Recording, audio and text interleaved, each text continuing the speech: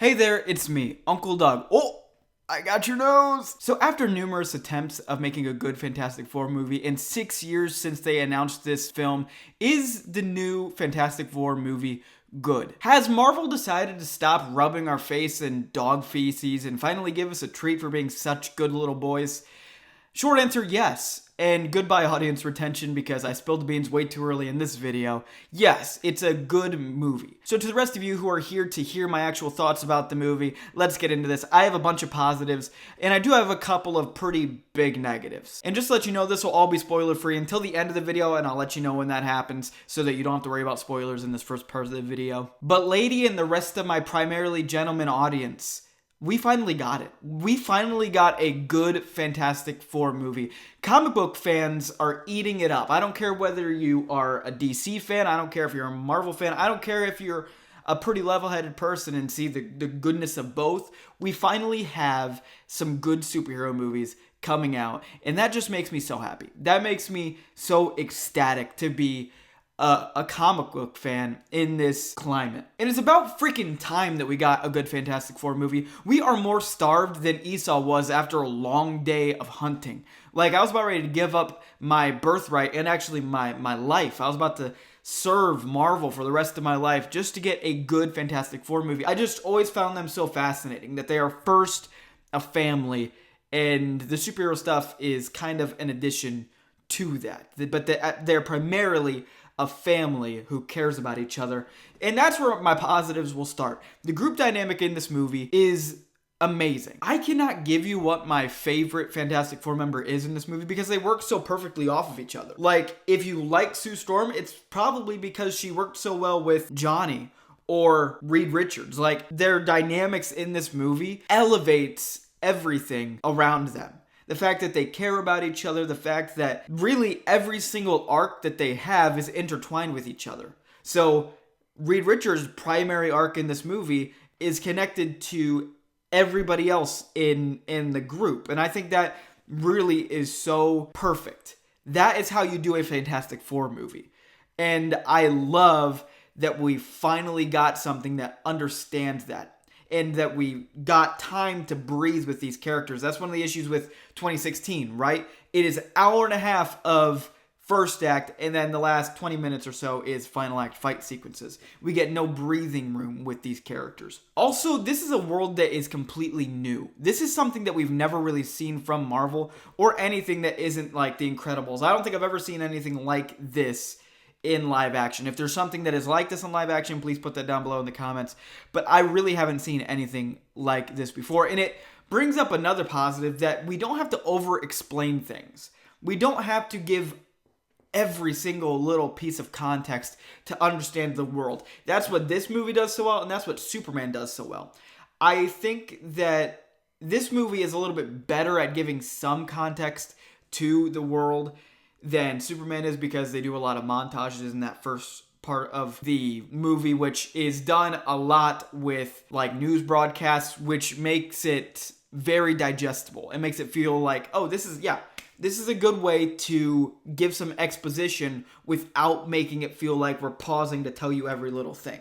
Like, I really think that is the way to do superhero movies at this point. Unless it's some obscure character that we don't know about, let's just jump into it. We're sick of getting origin stories for this time. I'm sure we'll circle back to that and they'll be all the rage again. But as of right now, I'm ready to be in this moment where we don't need every little thing explained to us. And this retro futuristic world we're living in this movie is so freaking captivating. Like, I wanted to explore this world. Every single time that the camera pans, you'd see something like Canada Dry there. And although a lot of times I'd look at that and be like, oh, that's just lousy paid advertisement there, I think that in this movie, they probably made some money off of it, but it also just felt like it really brought some intrigue into this movie that, oh yeah, what would Little Caesars be doing in this universe? You know, how does that differ from our universe? Okay, so they have this, that's cool. Oh, but they have old school telephones. Oh, but they have flying cars. Like, there's a lot of really cool things that, even though they probably are just product placements, it really made you feel like you're immersed into this world. And I really, really liked that. Let's talk about the villains in this movie. Galactus is a freaking beefcake. He is definitely a foe that I would not want to trifle with. I would not want to deal with this guy at all. And even the fighting sequences that we get with Galactus feels like something completely fresh. We've never seen something of this scale that felt this personal. And I'll get back to that in a second. But like, even in Eternals, where you had the freaking Celestials coming out of the core of the earth or whatever, that didn't feel as devastating and as intense and as imposing as Galactus did in this movie. They used him, in my opinion, this is everything I wanted from Galactus. They did it perfectly. He wasn't just a cloud. The Silver Surfer, I know there's some people being like, oh, they used the wrong version of the Silver Surfer. I actually think it worked really well in this movie. And I heard somebody mention, Sean Chandler actually, I heard him talk about, I don't know how the male version would serve this story better. That's a good point to bring up. I have so many positives about this movie, but I'll end off my positives with this. This movie has so many high stakes. It feels like I walked into a bar with meat hanging from the ceiling. Like, those stakes are so high, right? I really think that this is one of the more personal MCU movies we've gotten. And I love that we've gotten Thunderbolts this year and this movie that show that Marvel is reeling in the spectacle, although the spectacle's in this movie, but the spectacle feels more intense because there is a family. The stakes are so high because it's such a personal film. Also, I don't have time to talk about all of my favorite characteristics, but I love the way that they did Ben Grimm in this movie, where it feels like in every single previous movie, he's the misunderstood monster. Like, that's the angle they've taken with him. In this movie, he's kind of taken from the angle that he's the superstar of the group. Like, he's not this misunderstood weirdo. He walks by a bunch of kids and they ask him to, hey, pick up the car. You know, he's the highlight of the cartoon. He's almost the merchandising point of the Fantastic Four because he's everybody's hero. He's everybody's favorite. And I like seeing him deal with that. But you see some internal struggles that he has because he struggles doing day-to-day things, even though everybody sees him as a superstar. I don't want to get into specifics of what that is because I'm not in the spoiler section yet. But it feels like they kept that internally, but externally, he's everybody's favorite. And I thought that was a really interesting little dynamic there. Some negatives I have with this movie. The first one is kind of just, whatever. I feel like the movie started off kind of with a whimper. I get that we wanted to start off with the family as the focal point. I get that. But I feel like the movie could have done something like a cold open to... They montage through a lot of like little villains. They have Mole Man being defeated. They have a bunch of little villains that they're defeating.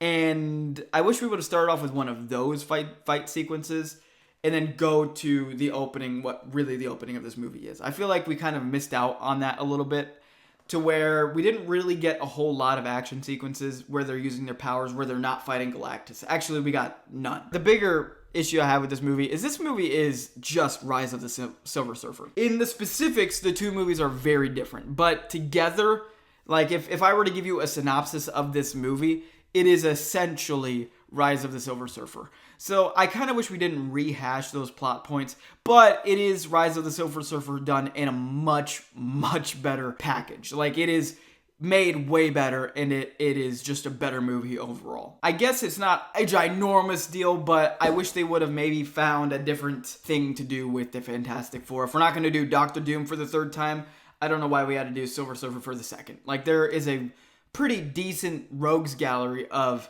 Fantastic Four villains that I think would have been more interesting to do. But if we were going to do Galactus, they nailed it. They definitely did their best. So, quick spoiler thoughts. Spoiler warning. I'm going to just go over a couple of the spoilerish thoughts I had about this movie. I thought the Fantastic Four were going to lose. Thank you, 3C Films, for putting that in my mind. Very rude of you. But I thought that they were going to lose, but they didn't. And I was so worried that when Sue was about to die, or when she actually did die, that's the way that was going to stay.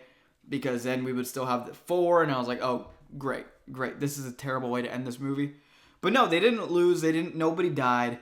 It was a wonderful ending, I think, to have Galactus be teleported to wherever they were trying to teleport to Earth, which, popular fan theory and what I'm thinking probably is happening. I think that maybe now Galactus is in Earth 616, So that could lead somewhere. Hopefully it does.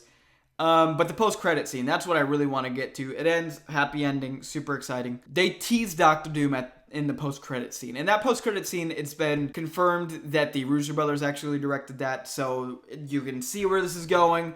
We're finally getting our tease of Doomsday, and I'm so excited. Everybody wants this kid, and I thought that maybe that's how they would bring Doom in, and it was blah, I'm just nerd rambling at this point. I think that this was a perfect way to tie in the Fantastic Four with the rest of the MCU. Spoilers also for Thunderbolts. Maybe Doctor Doom takes Franklin and they have to go to Earth 616 for whatever reason to find refuge and help to get the kid back, and that's how Doomsday is gonna kind of be orchestrated. That's kind of a cool idea. I like that. I hope it's a little bit more complex than me just spitting off the top of my little underdeveloped brain. I am super excited for it. I wish that we would have gotten him to look at the camera. Of course they were not going to do that. They were going to have Robert Downey Jr. actually playing Doom, but I wish they would have. That would have bumped it up another hype level for me. Anyway, I love the way that this movie ends off. I love how Galactus is not defeated, but he is angry and he is somewhere, and Doctor Doom is now introduced. We finally have a Doctor Doom in this universe. Anyway, that was just my first reactions to Fantastic Four First Steps. Thank you, Marvel. Thank you for feeding me. Thank you for loving on me. And on that note, if you love this content, please subscribe to Defeat Derek.